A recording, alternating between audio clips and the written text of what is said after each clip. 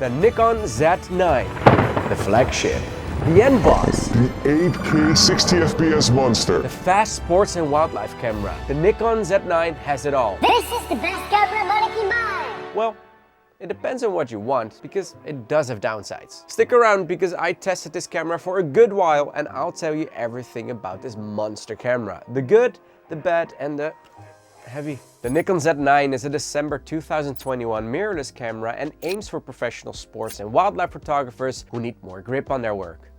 Because it has a large grip and, big battery. The 45 megapixel Nikon Z9 is rivaling the 24 megapixel Canon EOS R3 and 50 megapixel Sony A1. Z9 is at second place when we look at the price, $5,500 versus $5,000 for the EOS R3 and $6,500 for the A1. That's still a lot of money. The Nikon Z9, which is designed close to the good old Nikon D6, has no mechanical shutter. There is no physical curtain moving up and down the sensor when you take a photo, but it does have a sensor shield when you turn it off and 5 shutter sounds, which reminds you of an early 2000s compact camera. Only having an electronic shutter is a logical result of the need for high photo shutter speeds and 120 fps, and it shows how confident Nikon is about their readout speeds and XP7 processor. Nikon says it is 12 times faster than the Nikon Z7 II and even has the world's fastest sensor scan rate. That should result in little rolling shutter when using lower shutter speeds. The fastest shutter speed on the Z9 is 1/32,000th of a second, and interestingly enough, the maximum flash synchronization speed is only 1/200th of a second. And we need to address the elephant in the room, because this weatherproof Z9 is the elephant in the room. It is big and heavy, 1.34 kilograms and 149 by 149 by 90 millimeters. That is about 300 grams heavier than the EOS R3, double the weight of the A1 without the add-on grip, and about 330 grams heavier than the Nikon Z8. And this is due to the built-in double grip, which provides you with the large ENEL18 battery of 3300 milliampere and thousands of shots. On the vertical grip, you also find extra shutter, ISO, FN and AF on buttons, and 2 extra scroll wheels. This is very handy when you switch quickly between horizontal and vertical shooting and use a lot of manual settings like you do with wild bird and sports photography. By switching to the L position on the vertical side, you turn the vertical functions off, and this prevents you from accidentally pressing buttons when you're in horizontal mode. And that happened to me quite a lot, because you press everything because there's so many buttons. Most of the buttons and the top LCD screen can be illuminated by pulling the switch next to the shutter button. This is something you notice you really need when you use cameras that don't have illuminated buttons. So is this weight a downside? For professional daily use, not at all. The grip itself is deep like a canyon, which is handy if you have big hands, but I can barely reach the FN buttons when there's a big lens on it, and I'd like to think I have normal sized hands, but now I'm starting to think that I don't.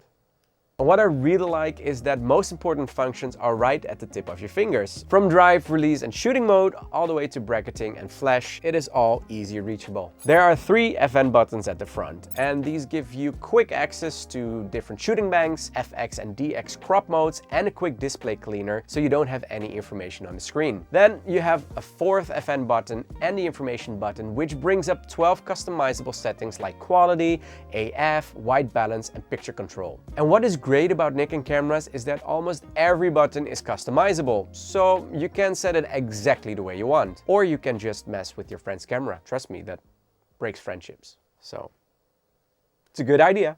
It is even possible to recall a complete group of functions where with one click on the event button, multiple functions are turned on or off or being set to a certain mode. It does take a while to get to know the camera, and I think you need a few weeks and daily shooting and scrolling through the endless menus to know what is what. The super bright 3000 nit electronic viewfinder has a resolution of 3.69 million pixels and a 0.8 times magnification. Nikon claims it is completely blackout free and without lag, and in my month of testing, I can only agree with this statement. The image you see on the camera is previewed with color processing and depth of field, and exposure is simulated across a 3 EV range. Though it is possible to neutralize colors and turn off previews via the photo LV mode. And that the viewfinder is fast can be noticed by the fact it can show live histograms and electronic levels as well whilst doing the blackout-free job. The dual-axis 3.2-inch touch monitor tilts 90 degrees in both horizontal and vertical directions. shots. It feels strong, but I do find it sometimes a little bit difficult to operate. Since this is a photo-oriented camera, it doesn't flip open or switch to the front, but I guess it doesn't seem a problem. And if you rotate the camera to vertical mode, everything you see, including the information, will rotate with it. This is a sports camera, so speed is key. And if you need to send your photos quick, you can use the RJ45 Ethernet port and build in high-speed 5 GHz Wi-Fi to send your images via FTP. It is even possible to connect the camera to a smartphone via USB-C cable to use data to send photos, just in case. With this Nikon Z9, you can choose to use two CF Express Type B or XQD cards. They can be used sequentially or simultaneously in backup mode, or you could choose to record RAW to one card and JPEG files to the other card. Unlike the Canon EOS R3 and Sony A1, Nikon did not choose to integrate a UHS-2 card slot in the camera. At the left side of the body, you'll find a full-size HDMI port. Yeah, you don't see that often. USB-C port for transferring files and charging, and a microphone and headphone input.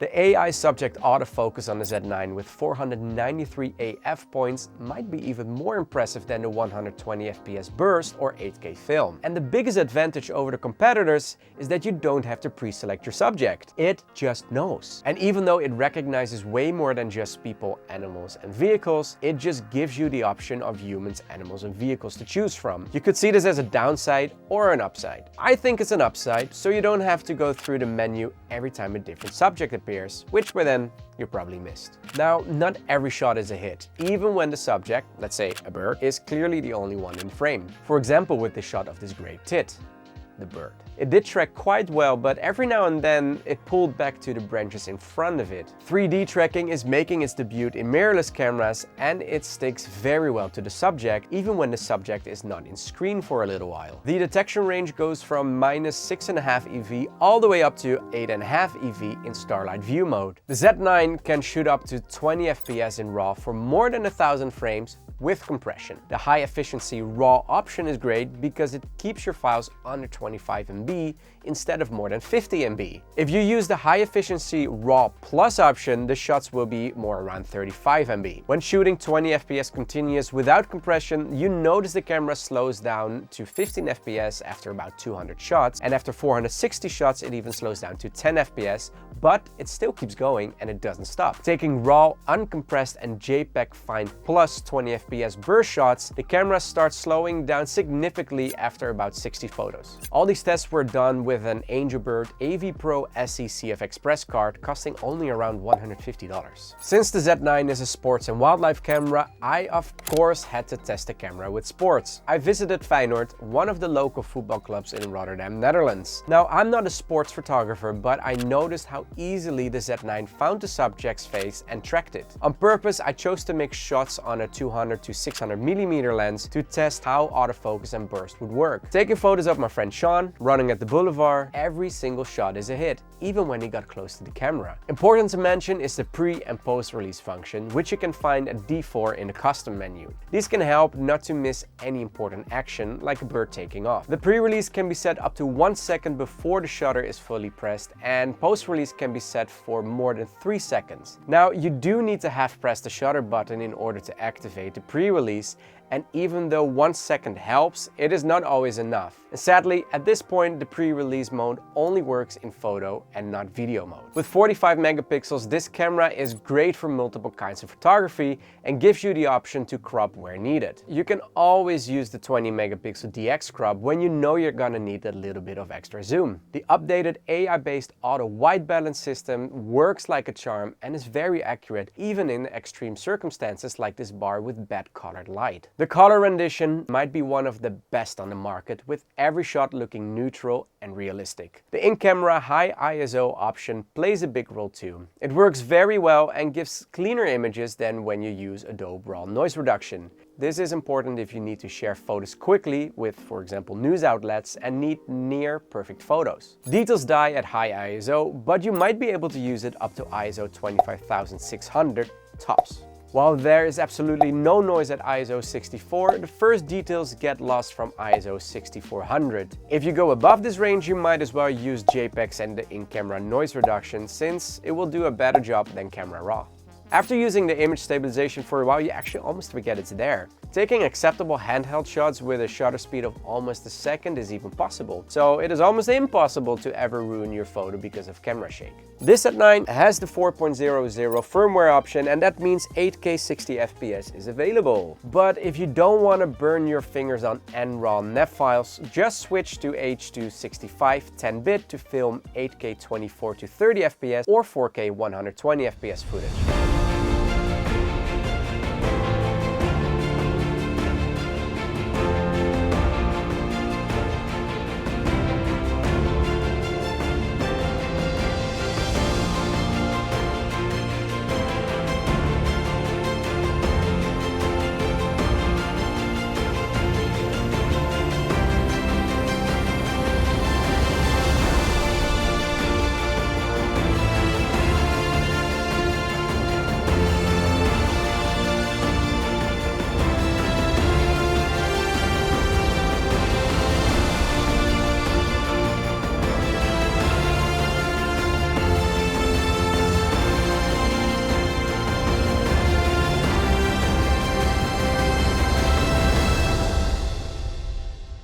And the good thing is that when you film 4K, it is oversampled and the whole sensor is being used. So with all these options, you could say this is quite the cinema camera.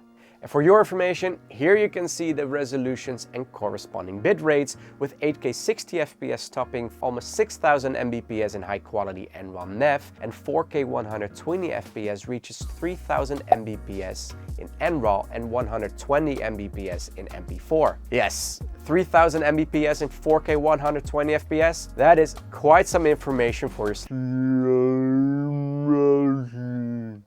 Sorry. Maybe you've seen my video of the Sony a6700 4K slow motion, which is all recorded in 280 Mbps 4:2 10-bit, and already that quality is super good. You do have a lot of resolution options, down from full HD 24 to 120 FPS all the way up to 8K 60 FPS with various resolutions and bit rates. I would wish that Nikon would display the bit rate speeds next to the frame rates so you know what you're shooting in. Now you need documentation in order to know the bit rate of every setting. There's only one way to shoot 60 FPS 8K, and that's by using NRAW 12-bit option, which outputs NEF files. These are saved together with full HD files to use as a proxy when editing, and that is super handy. As I said before, I used a 512GB card with writing speeds of 800 Mbps, which will let you record 8K 60 FPS continuously. If you use an empty 512GB card, this will give you around 19 minutes of 8K 60 FPS footage in normal NRAW quality, and 11 minutes if you use the high NRAW quality, which is the highest setting. I just own a 4K editing screen, so I haven't seen the full 8K potential yet. You haven't either, since this video is uploaded in 4K. You can have a look at the Z9 8K 60 FPS video, which is exported and uploaded in 8K.